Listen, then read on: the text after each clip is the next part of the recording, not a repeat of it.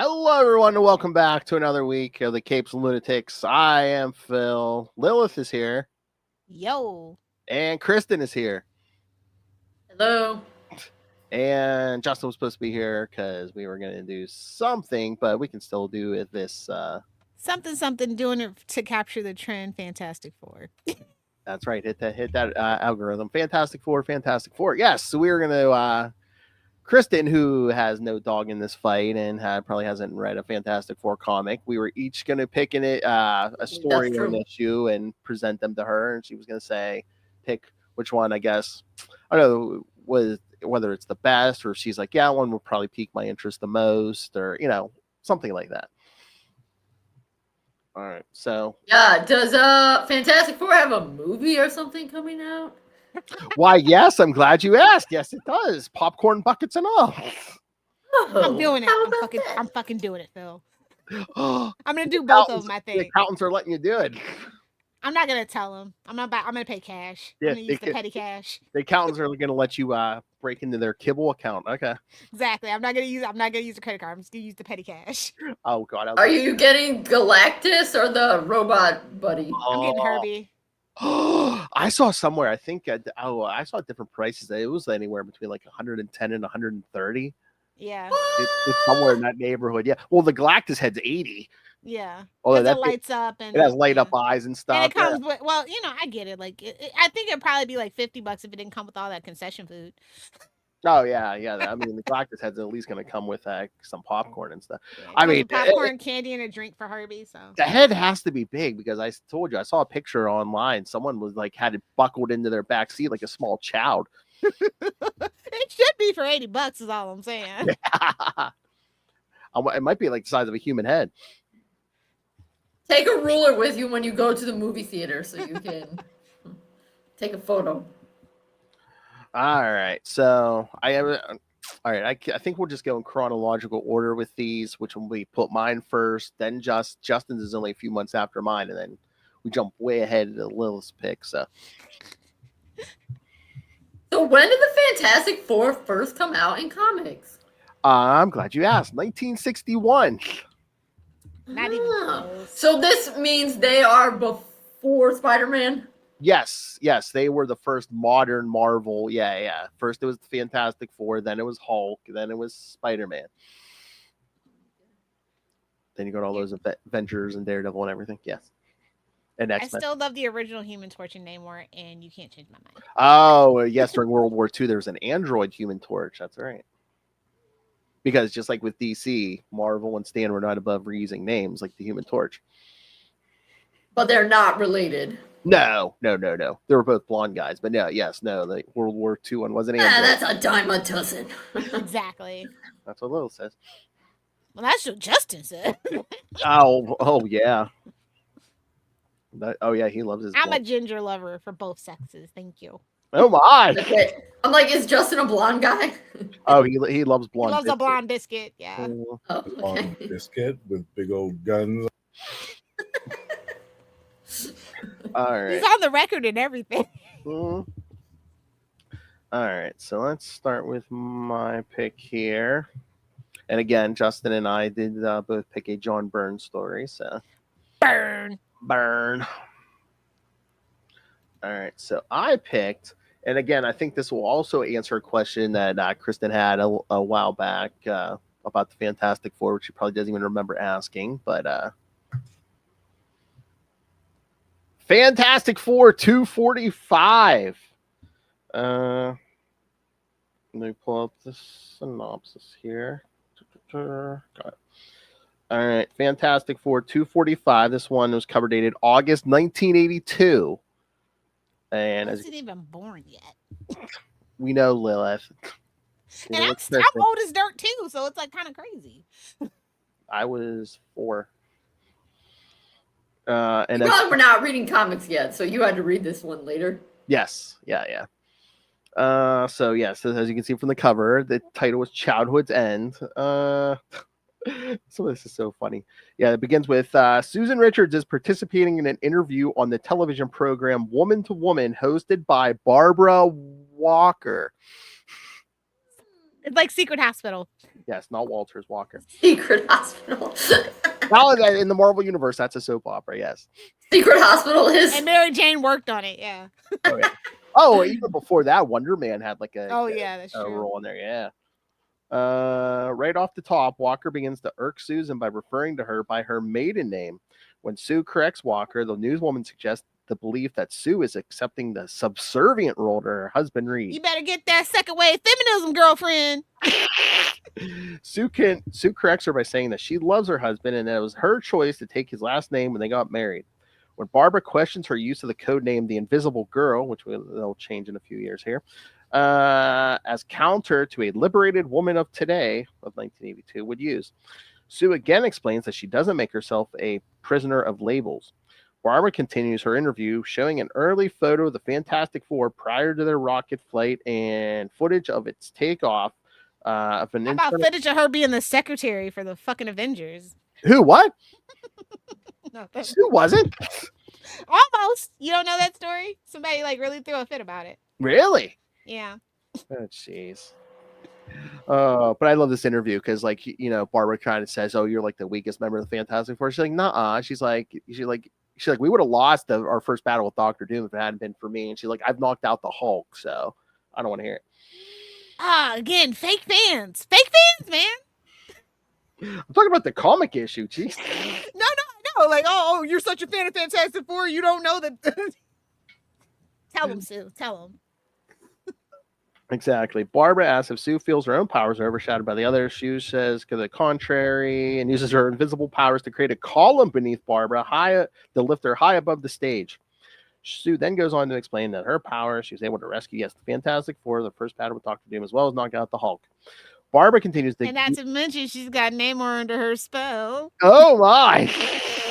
Namor would be up to so many more shenanigans if it wasn't for Sue. her and Justin under their spell. His spell.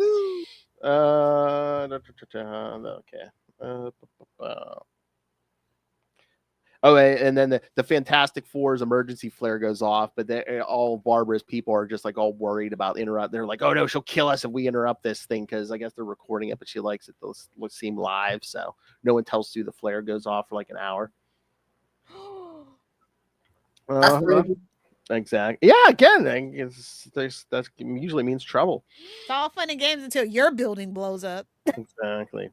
Soon after the interviews ended and Barbara expresses her regrets that Sue couldn't be completely open with them, Sue resigns to the fact that she could not convince Walker of anything and takes a cab back to the Baxter building. When she gets into the main lobby, she is shocked to find that her solenoid belt buckle is not calling the elevator to the main floor. Suspecting trouble, Sue uses her powers to lift herself up to the top floors of the Baxter building. Fearing that they may have been vulnerable while Rita's been busy reconstructing the top floors of the Baxter building because Terax destroyed it. It's always in disrepair, but you know. Oh, when a former Herald of Galactus shows up. Sue frantically searches for her teammates. She comes across the unconscious body of Reed. She is relieved that he is alive, but she believes that his mind has somehow been shut down. Further down the hall, she finds the Thing in the same condition. Turning invisible, Sue then searches their headquarters further. In the next room, she finds Johnny being restrained by a strange man with long hair and a beard wearing nothing but just rags. The way he likes it. Oh! I said Johnny, not Justin. The man rants about finding answers and tries to probe Johnny's mind. Not finding what he was looking for. Good luck! Glide. The man also shuts down Johnny's mind and tosses him aside. Raging like a madman, the mysterious intruder turns and is actually able to see Sue even though she is invisible. Lilith, do you know this story? Yes, I'm familiar. Okay. Dropping her invisibility, Sue tries to flee, and when the attacker almost catches her, she tosses her overcoat on him. The man simply reforms it into an outfit for him to wear. When Sue tries to hold him back with an invisible barrier, he causes her great mental pain simply by touching it. When the man gets too close, Sue bombards him with a flurry of invisible spheres and flees further into the Baxter building. Entering Ben's quarters, she sees that the doors were blown open, and inside, Franklin's nanny robot, not Herbert, Hubert, has been destroyed, leaving her to wonder what happened to her son. What didn't happen to that boy? Well, when the man sneaks up on her and places a hand on Sue's shoulder, the invisible girl turns his hand invisible. The ruse works, and the man panics as Sue flees once more. And then Barbara Walker gets word of this and comes flying over trying to get some footage of this. However, when she arrives, they find the police have already cordoned the area off and are refusing to let anyone pass. Suddenly, there's an explosion from within the Baxter building, and Sue is sent flying out, protected by an invisible bubble. She safely lands by creating a cushion on the street below. Barbara manages to break past the police cordon and begins questioning Sue. Sue tells Barbara that it's too dangerous and that she and everyone else need to get away. Before she can say any more, the strange attacker exits the Baxter building and floats down to the street below. He is confused by the appearance of both women and demands answers. When the mystery man grabs her, Sue looks into his eyes and for the first time and finally realizes who he is. Her son, Franklin.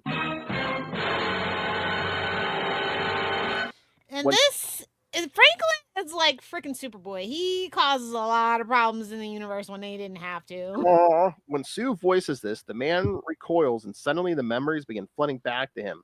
The man-child recalls how his powers flared up while trying to solve a Rubik's Cube, transforming him into and then he heard a voice on TV say, "Why don't you just grow up?" And well.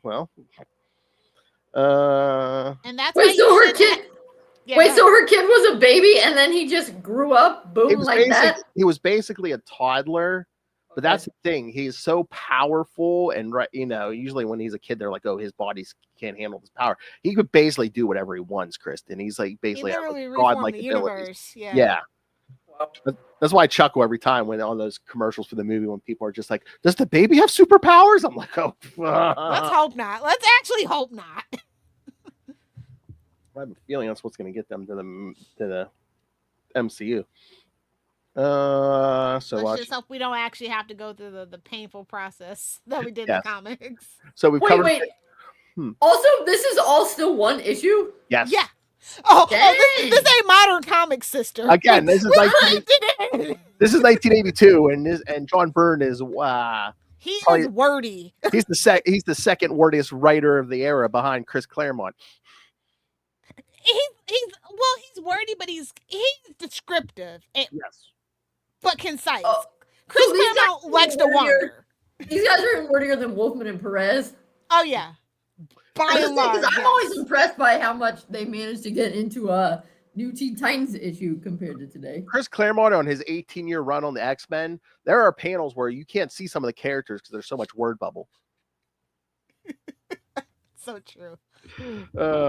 So yeah, Reed, Johnny, and Ben recover and come outside, and then Sue tells Reed about what happened to Franklin, and he wants to run some tests, and then Alicia, Ben's girlfriend, arrives, and again, Reed's telling Franklin he has to return to his proper age, otherwise his powers may burn out his body. Franklin agrees, but before he goes to Ben, explaining again. I don't know how many months back Reed tried to cure Ben of being the Thing again, and it backfired. Babe, you got to come to terms with it. Just let it go.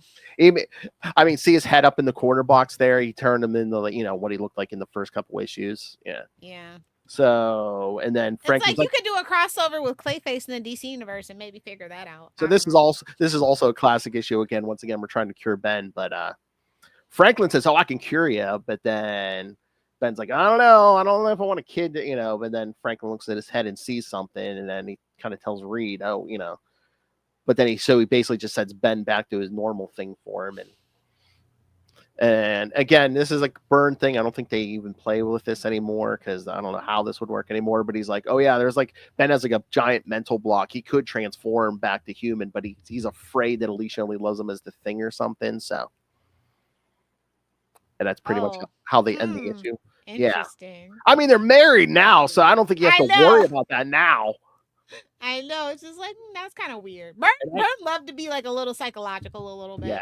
That's weird. I mean, it also feels like it's a very, from like back in the day, you can definitely see that that's kind of an older thing because this kind of stuff, it always makes me think of, which is old now because we're old, but the movie Shrek, you know how when the Princess Fiona, she's like, "Oh no, I need him to kiss me so I have my true form," and then her true form is the ogre, and it's like, yeah, it's fine to be not hot all the time, except yourself.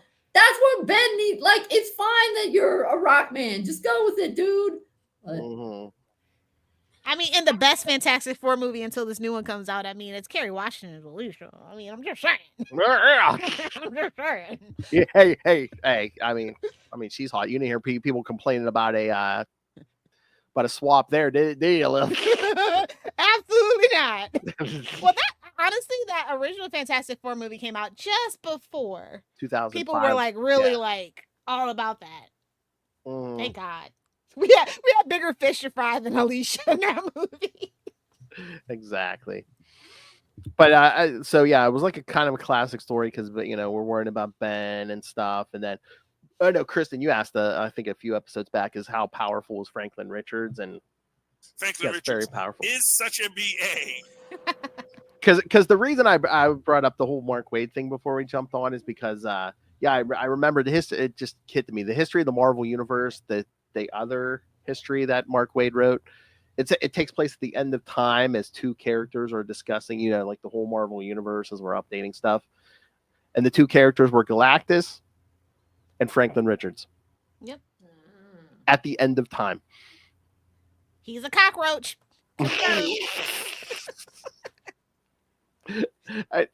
All I could think of was like, oh damn! I'm like, wait a minute, is Galactus going to jump to the next universe? What this?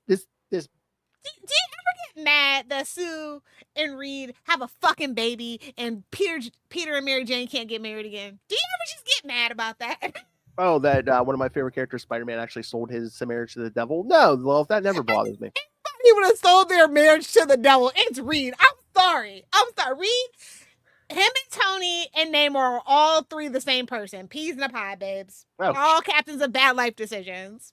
I thought of you guys because when I was scrolling around, I think it was Facebook and it was in one of the Nightwing groups, and I don't even know what it was commenting on, but somebody had commented, so is Nightwing kind of like the Spider-Man of DC? And somebody else said, yeah, except his writers don't hate him. It's true though. It's true. We did have that one writer that hated him, kind of, when you read it. At some point, it just seemed like they started taking the they started treating Spider-Man like Daredevil. It's just like, oh yeah, let's see how much we can F up his life, and it's just like. It's not why I started reading Spider-Man. I read him because he was a smart aleck. And he was like, he was fun. I mean, yeah, he had his anger issues, but he was fun. He was like the everyman who broke college student, totally relatable. Yeah. But no, I just saw the history of the Marvel Universe, Lilith, and I was like, oh god, Galactus is gonna make it to a third universe, because Galactus was originally from the universe before ours. Yeah. So he's also a cockroach. It's okay. Making it to our universe, fueled by popcorn. Exactly. Well, we're the popcorn. He eats planets. So when the Fantastic Four started, Sue and Reed were not married. No, they were not. Get married later on. Yeah, I think it's the third annual. Yeah, that's when they get that. Because Human Torch and Sue are brother and sister, right? Yes. Right. And Reed and Ben are like college best buddies. friends. Yeah. Why Johnny was there, we'll never know. It never will make sense to me, no matter how they explain it. He's an idiot. Because in the comics, when they took that shuttle flight, like Johnny was like 16, right? Yes, exactly. Oh, is he young? Is he younger than Sue? Yes. Yeah. Baby bro. Well, like their mother kind of died when they were young, so like Sue kind of became like not only his big sister but his mother too. Oh, okay. So yeah. Johnny is who Michael B. Jordan was in that one movie we watched, right? Okay. Yes, although they kind of flipped it in that story a little bit. And Chris Evans in the previous one, the previous two. Yeah, I don't think I saw that one. I think you only had me watch the one where it was Michael B. Jordan. I'm sorry you had to watch. Oh, that was the worst one. Like the first. I know, that's why we were watching, because remember it was when we were watching bad movies. Yeah. I remember Lilith forced me to watch horrible movies, and Charlie was for a whole year. The whole time. Gotta go check out the Patreon, kiddos. That's right, kids. What wild times. You get topless videos. That's why I've seen all of the Superman movies now. Yeah. Well, have you seen Superman Returns with Brandon Roth? Oh wait, no, I haven't. Okay, you have to see that one. It's not as bad as like say 3 or 4. It's watchable. When I was reading, sorry, wrong universe, but when I was, after watching Superman, when I was reading the trivia for it on IMDb, one of the trivia said that when Superman Returns happened, the actress, her name is escaping me, who played Lois Lane, was only 22, and people complained that she looked way too young to have a 5-year-old and to be this butt-kicking journalist. So James Gunn made sure to cast an older actress for Lois Lane, and Rachel Brosnahan was 34. And I was like, That's old for Hollywood. Just let's keep it real. Let's keep it a buck. I know, That's but pretty damn old. I mean, but it's not old. And I was like, ugh. I mean, I'll give it to her. She didn't. I don't think she looked 34 to me. No. But I mean, I like the canon that Lois is older than Clark, though. Not like a really weird, inappropriate age gap, Like but just two- slightly more mature. Like 2-3 years. Yeah. Not like Dick Grayson and Barbara Gordon originally, who were like 7 years apart. Ooh, fetish. Older redhead. I'm just saying. My little brain was warped. I mean, I was there for it, but I mean, take her back to being a congressperson. I'm totally for that. I think Congress could use a little Barbara Gordon right about now. yeah, we could. Yeah, we could. Use several, in fact. All right, so that one was my story, and then a few months later, starting in Fantastic Four, was it 251? Justin's story was the Negative Zone saga, which kind of even spilled 6 issues, kind of even spilled over into 2 Avengers issues. So, Whoa! As you do. Where basically Annihilus breaks out of the Negative Zone, the Fantastic Four get thrown into it, and Annihilus, that big green guy down this on the bottom row, and the second that's Annihilus right there. Oh wait, nihilist, like the philosopher thing, or a nihilist? Annihilus. Yes. ANN. Okay. Like an annihilator. Yes. Which I'm guessing is his MO. Which he gets to this universe, puts a force field around the Baxter building, basically like tortures Alicia and Franklin, and so he's torturing a child and Ben and Alicia, who's blind. These would be, I'm like, damn. Now all he needs to do is punch a puppy. Exactly. Wow. Well, I mean, he is evil, so Yes. And yes, the Fantastic Four have all these adventures in the Negative Zone while they're trying to get back, including Which Reed is classic. including Negative Zone is a classic Fantastic Oh Four yes, thing. they've gone there many times. Yes, and there's even an issue or 2 here where Reed's brain gets separated from his body, and then there's a weird thing where he's like basically driving by remote control. Yeah. That went all the way. It's weird in the Fantastic Four, man. On the hardcore sci-fi, like. Oh yeah. That bottom one on the left there, yeah, man. Look, I think like 1950s, like Mission to Mars movies type weird. And this is the 80s. More the 40s. Yeah. This is only a few months after the one I did. So my pick. So yeah. And so this is probably channeling like vintage. I feel like he was channeling vintage classic Fantastic Four though, which is why we got this weird story.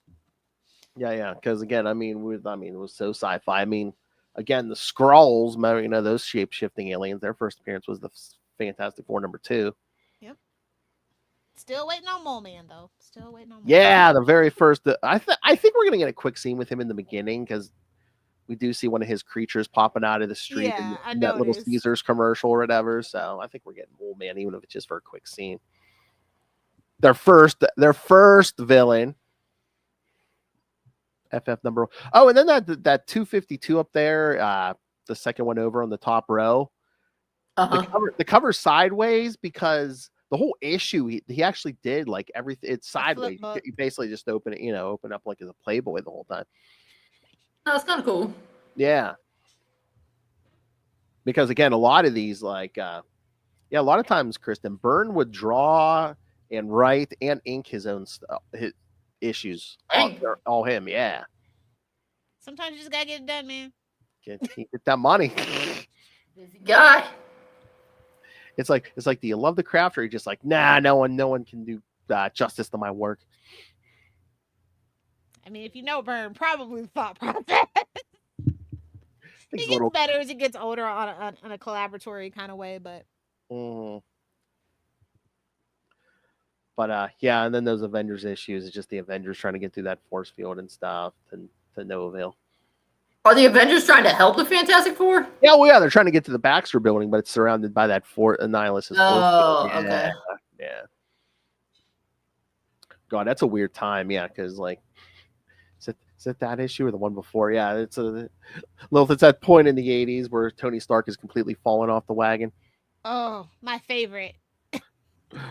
when Rhodey becomes Iron Man for the first time. Yes. Yeah, that's my favorite time for Iron Man anyway.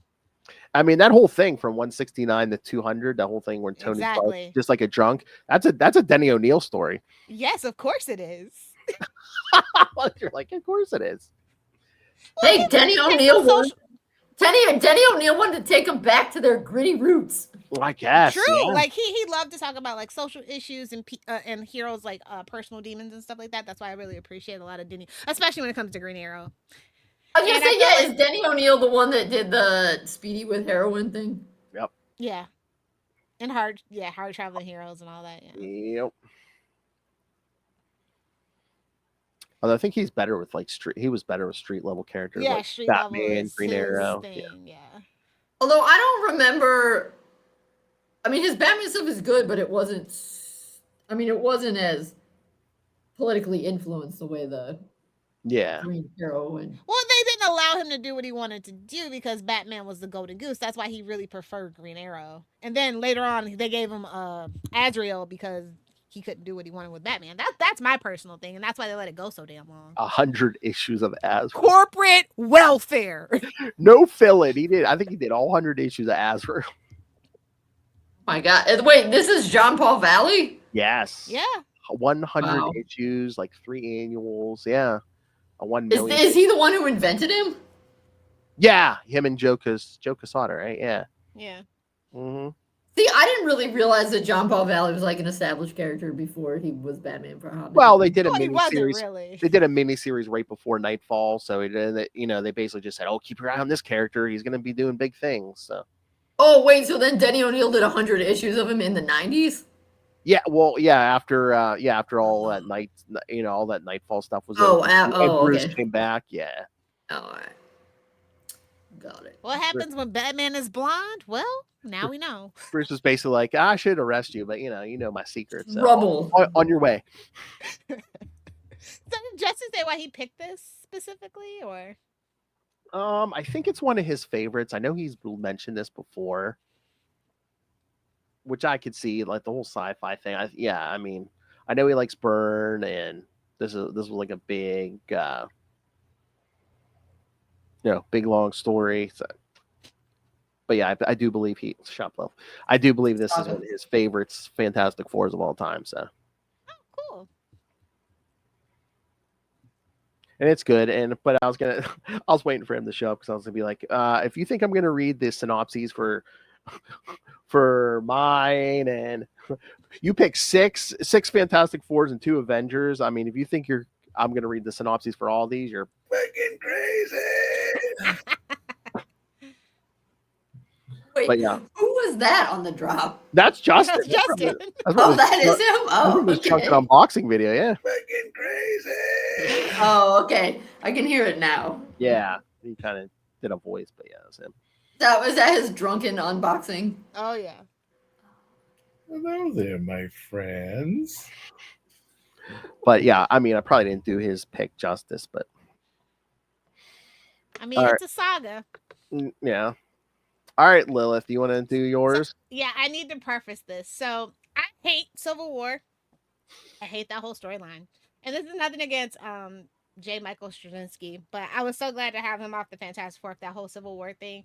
And the only reason why I even started reading it again is because, Dwayne McDuffie. I was like, let's see what he does with the Fantastic Four, because like I was shooketh that they gave it to him. It's kind of like a big deal for him.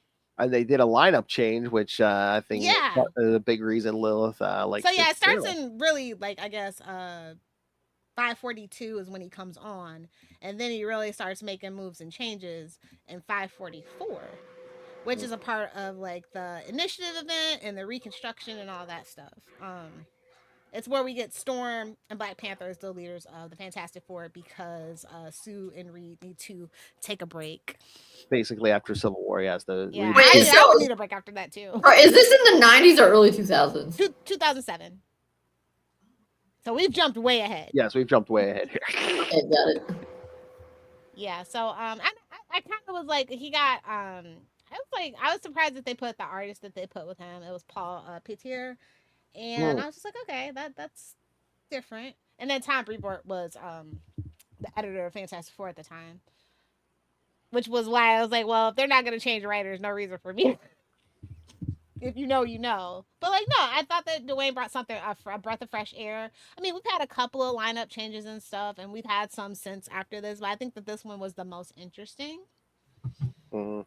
Yeah, that's why I was like going through so many different stories. Like I was like, oh, should I pick a burn from like later on when like She-Hulk replaced Ben and stuff, and yeah.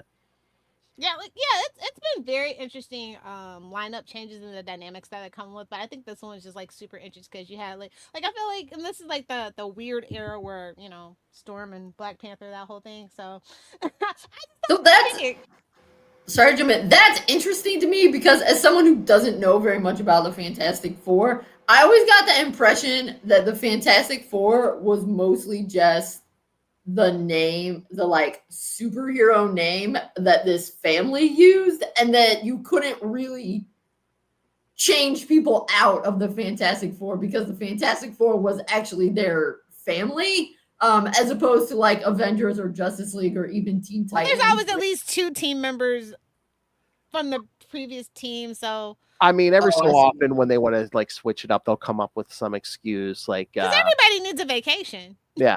I mean, there was one point like after issue 300 where like Reed and Sue went off to like try to give Franklin a normal childhood, so Ben and Johnny had to find 2 replacements and stuff. Yeah, it's always Ben and Johnny getting left behind, by the way. Either that or like Ben will lose his powers and they have to like get Power Man or somebody or exactly Cage. Yeah, and Stardust is a piss-poor replacement for Silver Surfer. But yeah, it's they are a family, but every so often they're just like, yeah, we got to switch it up. Every so often they kick someone out of the family. Hey man, real life, man. Or like the interesting thing in the 90s, like when Ben was dating Sharon Ventura and she became a thing, and then when Reed and Sue came back, he lost his powers. So there's a thing in the Fantastic Four, but it's not Ben. Yeah. And just in case anybody's keeping track, this happened during like Black Panther number 26. Oh yeah. Oh, wait, the thing you're talking about, or the thing hers? my story, yeah. Okay. Which is so like Fantastic Four thing. Yeah. So Fantastic Four was crossing over with Black Panther too? No, not really. I'm just saying, like, because like Black Panther comes in and he had just gotten into a fight with like Storm and the clone of Thor in like 25. It's just like really weird. I'm just like, okay. Also, I had to kind of ding McDuffie on this one because he's like, Sue's like, oh, we never went on honeymoon. Like, bitch, I have the whole wedding special. What are you talking about? So I'm like, ooh, somebody didn't read the canon Bible there, but that was my only little thing. He got into it and he brought a little more humor that was needed after Civil War. So I really did enjoy this time that we had with McDuffie and his lineup. Mm-hmm. So the lineup was Storm, Black Panther, The Thing, and Human Torch. Yeah, after Civil War, I think we Civil War was a mess. Lighten up. And again, for anyone who doesn't know, the only thing similar to the Civil War movies, like there was like a superhuman registration act they wanted everyone to sign, and and much like Secret Wars, the second time around was even worse. No, Civil War 2 was, oh god, remember when they tried to do Civil War 2? That was horrible.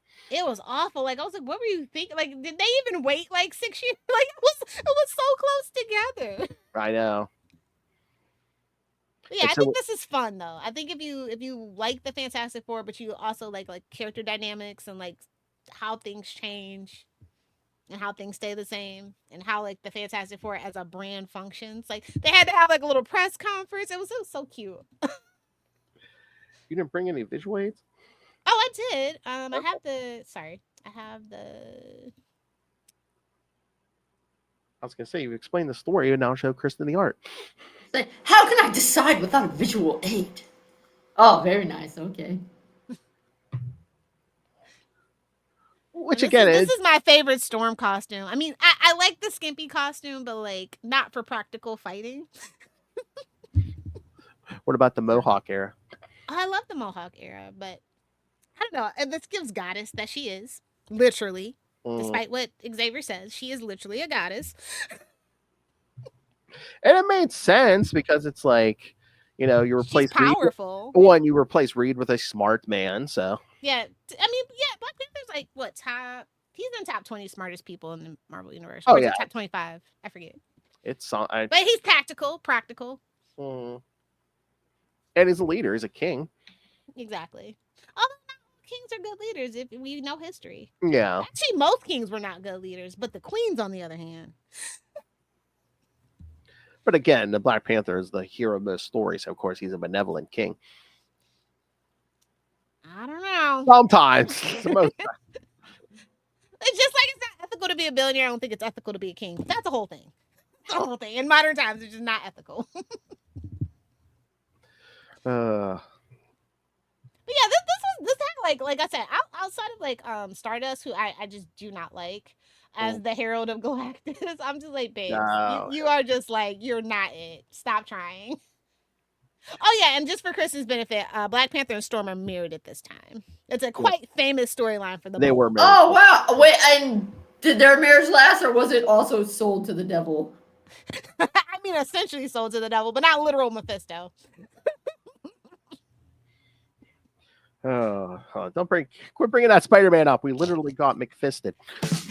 Mephisto's like actually canon now in the MCU, so have fun with that, kiddos. I know. And Ironheart of all all freaking Ironheart, who nobody saw. I'm trying to get through that because like Noel like messaged me the other day. He's like, what'd you think of Ironheart? I'm like, I watched half of it. I'm gonna try to finish it this weekend, but babes, I couldn't get through the credits. I could not take it seriously. It's just like you're dropping Mephisto, you're dropping the devil in the middle of like this tech hero. I'm like, okay, why are we doing this here? Should have this been like a Doctor Strange movie or something? Listen, the only thing she has in common with Tony Stark is that she too makes balance. Well, yeah. That's it. That's the only thing they have in common. And again, it's so weird because it's like they even like they write her worse. I mean, in the comics she's all right, but then in this show she gets kicked out of, was it MIT? Yeah. For selling test dancers and stuff, and it's just like, really? We're supposed to, be like, oh, poor baby, because she's helping people cheat. I mean, you should get kicked out of MIT for selling test answers. Oh, don't worry, she did. Yeah. And the whole AI assistant based on her dead friends is, I don't know. I just that AI annoys me the most. Wait, who is this again? Ironheart, the TV show that's on the MCU. It's the last project that they're doing before Fantastic Four. It's like, I thought we gave up on TV. If you remember the girl with the armor from Black Panther 2, which you probably don't, yeah, that's her. Yeah, vaguely. Yeah, that's her. Okay. Yeah. But yeah, I think this is a really good example of like switching it up in the fan. Like, there's been times like no T to Moon Girl or whatever, but sometimes it just doesn't work. It's a little too cash grabby, but this feels a little as organic can feel. Mm-hmm. How long did this last? Like, how many issues do you know?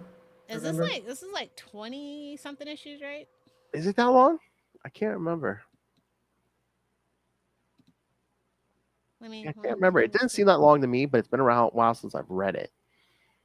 Maybe it was 15. I'm surprised none of us picked that 3 issues from the 90s where they replaced all 4. Remember that one, Lil? Oh, I hated that one, actually. What only lasted 3 issues? Yes. They get taken hostage, but for the most part, and yes, the whole Fantastic Four were replaced by Spider-Man, Hulk, Wolverine, and Ghost Rider. Wait, so they didn't even have one woman on there? Nope. No window for you. At least it was Grey Hulk. Well, Storm and Black Panther stayed around for a while, but Sue and Reed did come back pretty quick. It was kind of this really weird thing, but they were still around. Yes, yeah. That's why I'm all like, wait, was it that long? Yes, that is right. And again, Reed actually felt like he was like actually pretty cool and chill with Black Panther, which surprised me because like I just have so much beef with Reed. Like he has such a punchable face and just a really unlikable personality. I'm just like, Sue, why did you marry this man? I mean, Reed's nice for the most part. He don't have a problem with Black Panther. Smug and smarmy. It's his brain. Like he can't help it. Like I know smart people like this in real life. It's actual. They don't understand that it's condescension. Lilith, it's actual rubber. Plastic Man doesn't act like that. That's all that I'm saying. And again, he don't have a problem with Black Panther, but he has a problem with Namor trying to hit on his wife. Well, as you should. Although I don't know, when they were together for a little bit,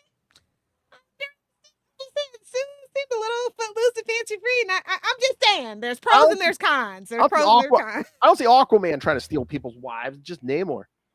Aquaman will absolutely steal your wife. And I'm not talking about the Jason Momoa version. Arthur Curry got game. I'm sorry. But yeah, there's so many good eras of Fantastic Four. You know, if you ever felt, Kristen, there is a lot of good eras. I say start with classic Fantastic Four though. Like if you like that, like really silly, goofy, like very into the sci-fi, doesn't take itself too seriously kind of comic book with really good dynamics, or like classic Fantastic Four is the way to go. And so like start at the beginning. Oh yeah, the beginning had me laughing. That's why I fell in love. Like I literally started from the beginning and I fell in love with it, and then I kind of like slowly fell out of love with it as modern writers tried to take it too seriously. It's like, babes, you're fundamentally misunderstanding these characters. Scroll cows. Yeah. And like they work better in their own universe. Like this is like the only time that I really like am like a proponent of characters staying in their own like side of the universe bubble. Yeah, I kind of missed out with characters staying in their own lane. You don't need the entire Marvel universe showing up in every issue, or same with DC. I mean, they've not been that bad about it lately, though. Yeah, mainly because the Justice League was kind of disbanded for a while there, so no real need for all that. But no, I think like Fantastic Four was one of Stan Lee's favorite works because him and Jack Kirby had the longest record for a long time. They did the first 102 issues of Fantastic Four. So did those two invent the Fantastic Four, or did some? Yeah. Okay. Yeah. Well, you know how it's debatable at the beginning of Marvel. We really, that's what we say, but we really don't know. Well, shady ongoings, you know. Stan was credited as listen. Same thing with DC. Stan was credited as writer, and Jack Kirby was credited. Yes, credited. Yes, there we go. Excelsior.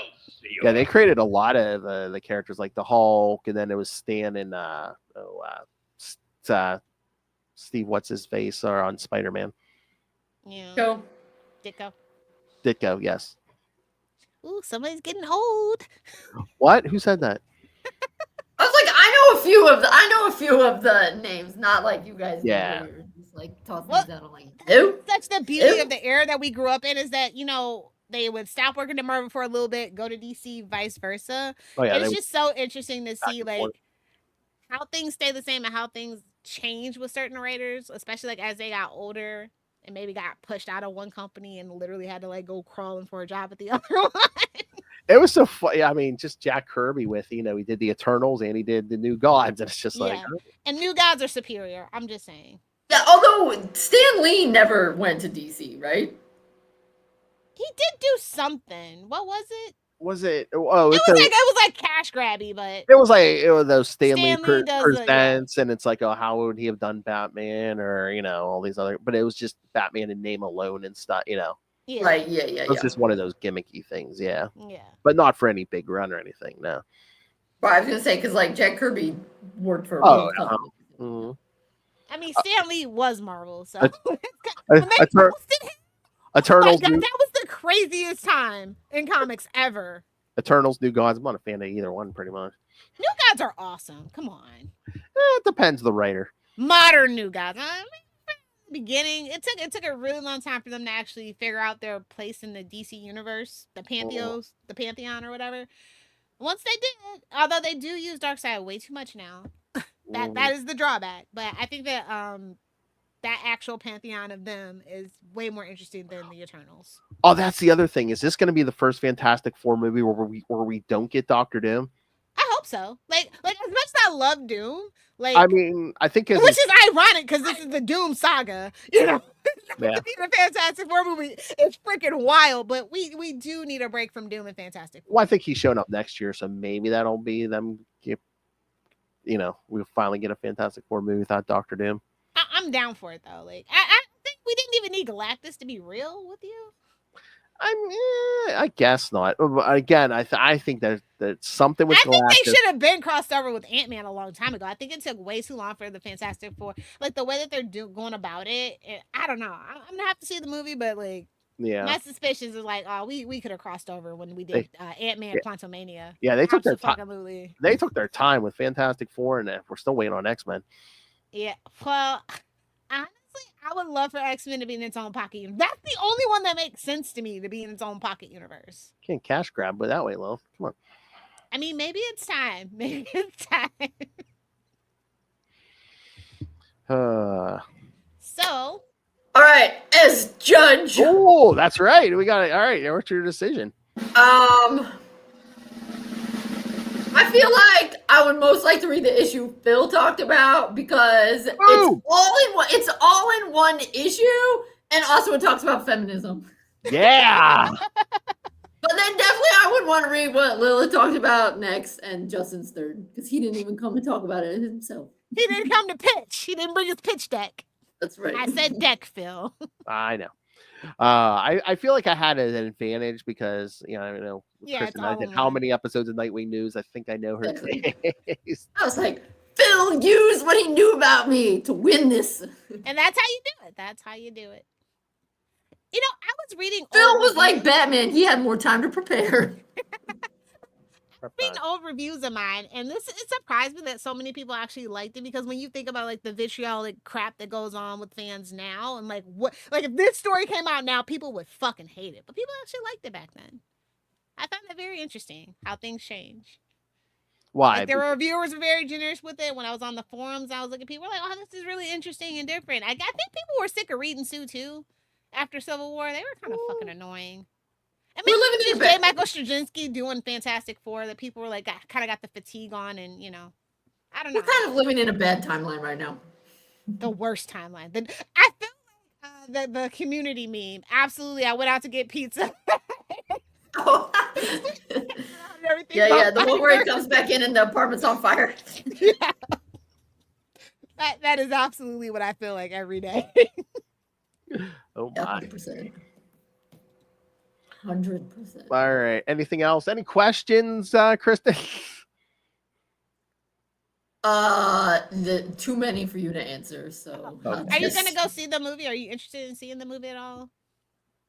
Yeah. I think the aesthetic is pretty for like newcomers that don't. I think that's the thing that I like. I think that like this is the prettiest Fantastic Four movie we've ever had. And it could. Well, and I think it'll be interesting because like you said, Reed Richards often comes off like a dick. And that's who Pedro Pascal is playing, right? Right. Yeah. And it's so crazy that they picked him. Right. So I feel like that'll be interesting to see what they do there because everyone's like, Pedro Pascal, we love him. He's such a good He's the internet's daddy, like quite literally. Yeah. So, what's going to happen with that? So I think they were trying to make Reed likable just by that casting. Right. Yeah, that's what it seems like. So that'll be interesting.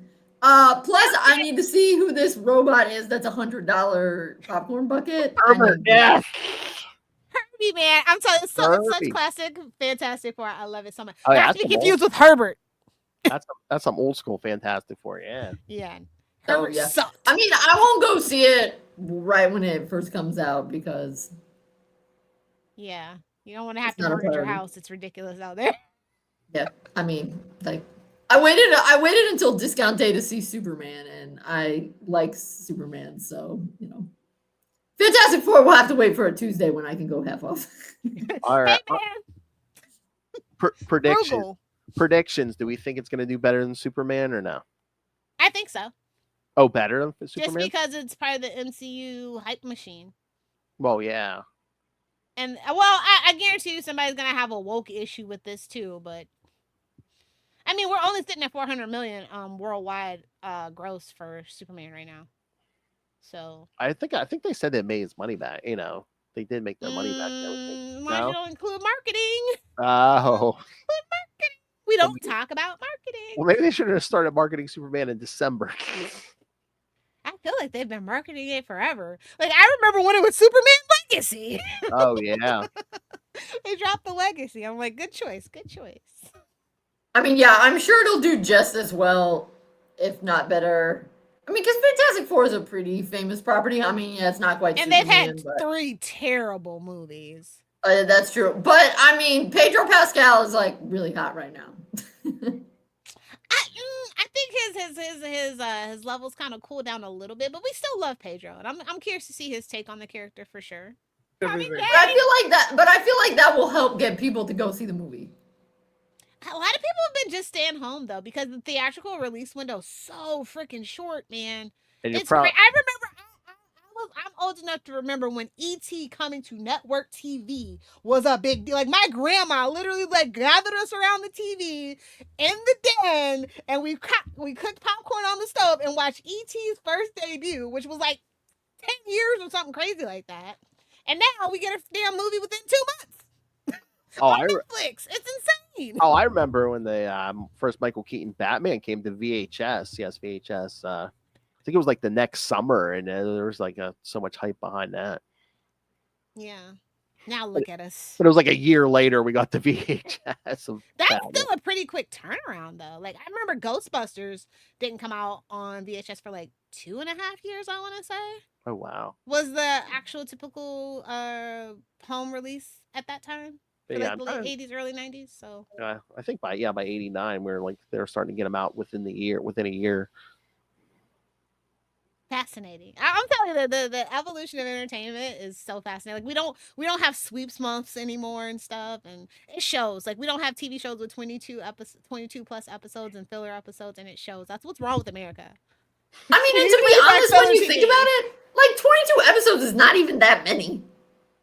I bet you a lot of actors would die for 22 episode paycheck now. No, I know, but I'm like, man, there's 52 weeks in a year, guys. That's not even half. Yeah, they take breaks off for Christmas. They start in the fall. They take breaks for like they at least take a week off for Thanksgiving. They take off for Christmas at least 2-3 weeks.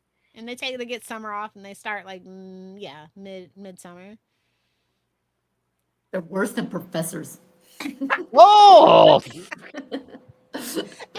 Listen, as a person who spent time abroad in Europe, everybody deserves a 6-week holiday paid vacation. I'm just saying.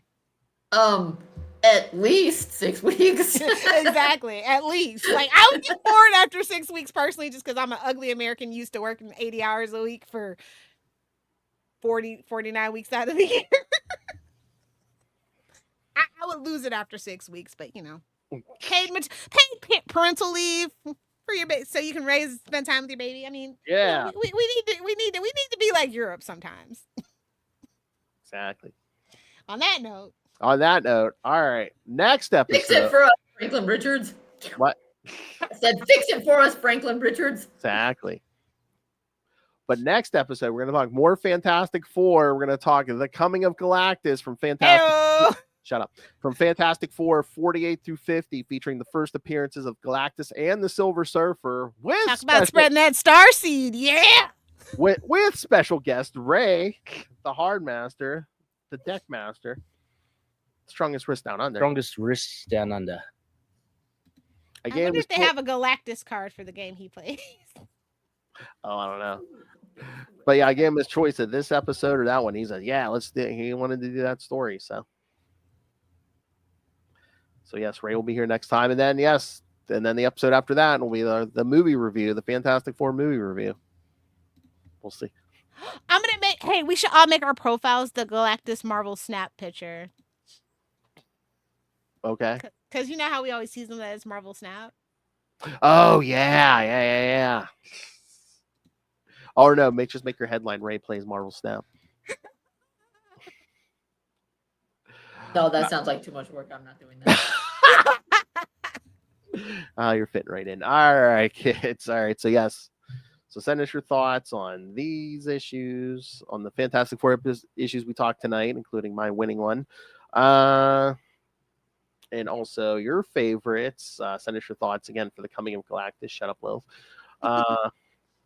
And when you see that movie, we'll turn that around pretty quick. So email us, CapesandLunatics@gmail.com, or call the voicemail, 614-382-2737. That's 614-38-CAPES.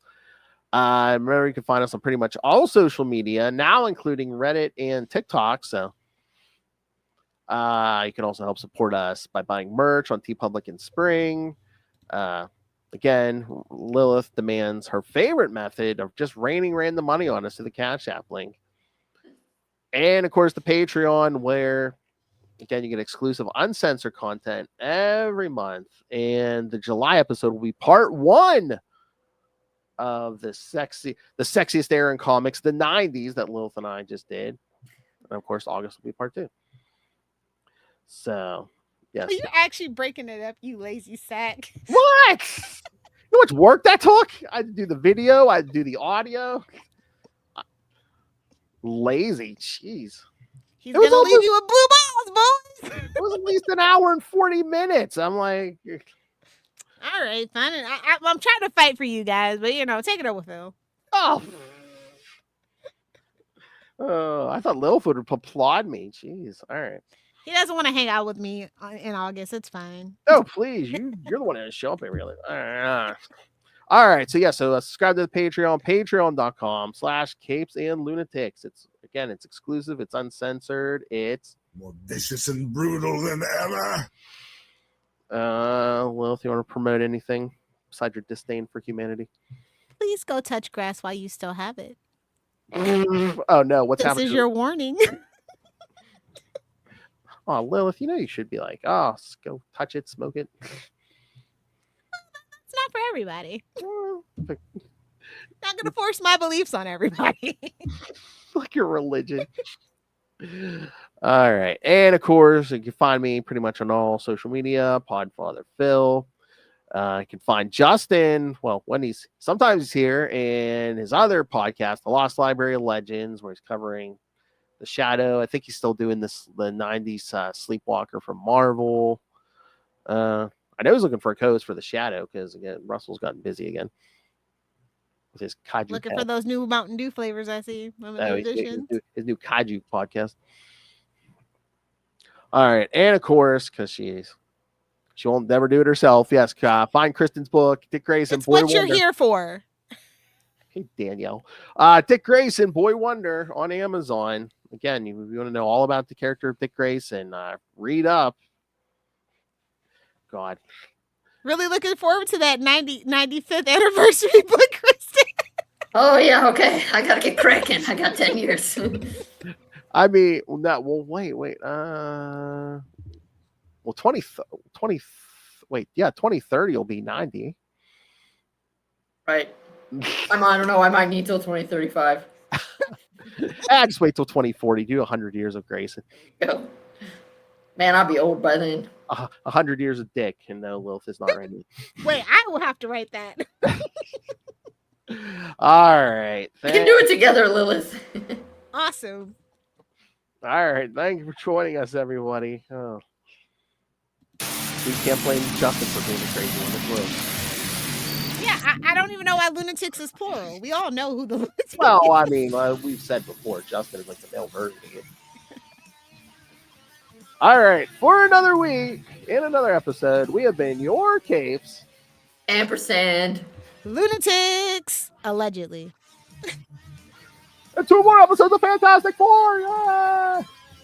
Man, it's going to be such a bummer. Yeah, I know. Charlie loved the Fantastic Four, especially Ben Grimm. Yeah. I would have thought they would have made Pedro Pascal Ben, honestly. To me, that makes a little more sense. Yeah, but then you're not going to see his face as much as you do with that face. Right, you need he's the pretty one. He needs to get the most face time. No matter what, he ain't losing that mustache. Exactly. He'll be like Cesar Romero and just paint over.